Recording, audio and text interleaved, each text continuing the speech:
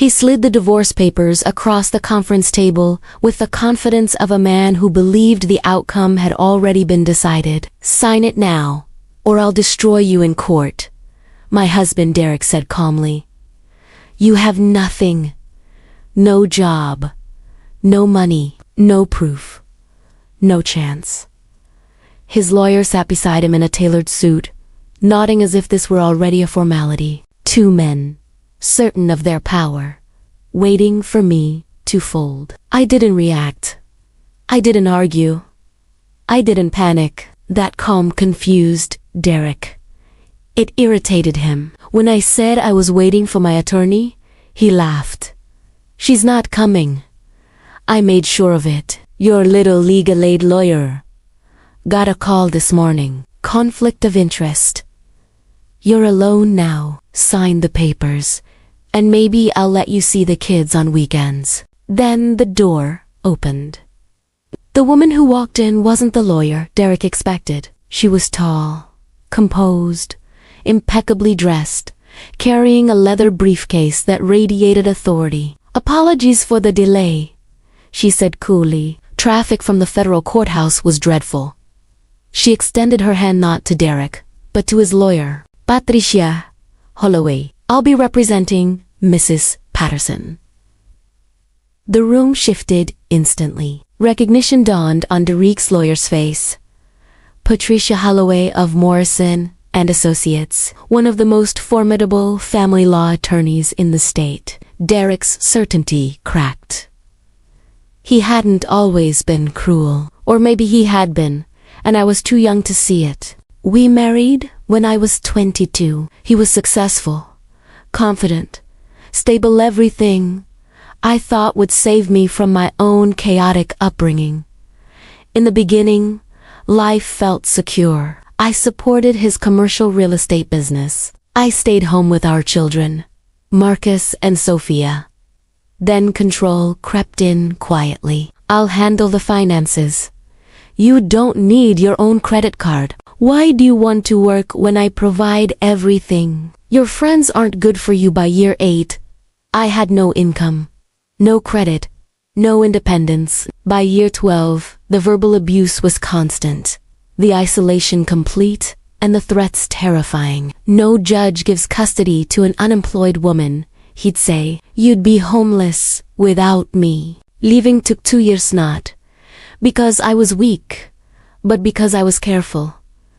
I documented everything, recorded conversations where he screamed, belittled, threatened me, photographed financial records I wasn't meant to see, discovered hidden accounts, shell companies, offshore money. I built a small emergency fund in secret, and through a nonprofit that supports abuse survivors. I found Patricia. He thinks he's invincible, she told me in our first meeting. Men like him always do. That's where they fail. Derek thought this meeting was an ambush. He believed canceling my lawyer left me defenseless. He was wrong. Patricia wasted no time. My client was pressured into signing documents without counsel, she said. That's coercion. And she's been recording since she entered the room. Derek turned red. That's illegal. One-party consent state, Patricia replied calmly. Perfectly legal. The papers he wanted me to sign would have erased me. Full custody to him. Supervised visits for me. No spousal support after 12 years of marriage. Almost none of the marital assets. She's unstable, Derek said easily. Unfit? Patricia looked at him. Evidence. She then placed a thick folder on the table. 3 years of abuse recordings. Financial documents showing $2.3 million hidden offshore. LLCs concealing marital property. Proof of a 4-year affair with his business partner. The silence was suffocating. The next 3 hours dismantled everything Derek thought was untouchable. When his lawyer realized Derek had lied to him, the power dynamic collapsed. Derek argued behind glass walls during a recess, red-faced and frantic. There, recalculating. Patricia whispered to me, He came in, expecting to crush you. The revised offer came back humbled. Primary custody, to me. Substantial spousal support. Full disclosure and division of hidden assets. Ironclad child support. A confidentiality agreement. His reputation protected.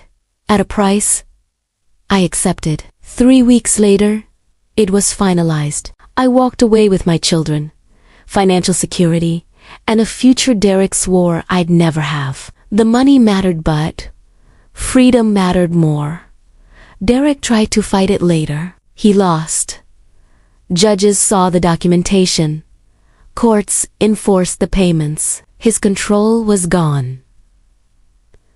Years passed. My son once told me, "Dad says you tricked him." I smiled gently. I think he underestimated me. I went back to school, built a career helping women escape situations like mine. Patricia became a friend and an ally. Derek remarried twice. The same patterns followed him. Control, hidden money, manipulation. Some people never change when consequences arrive too late. But he never destroyed me. He never took my children. And he never saw this coming. He said I had nothing. No proof. No chance. What he didn't know was that while he was controlling me, I was preparing. He expected a victim.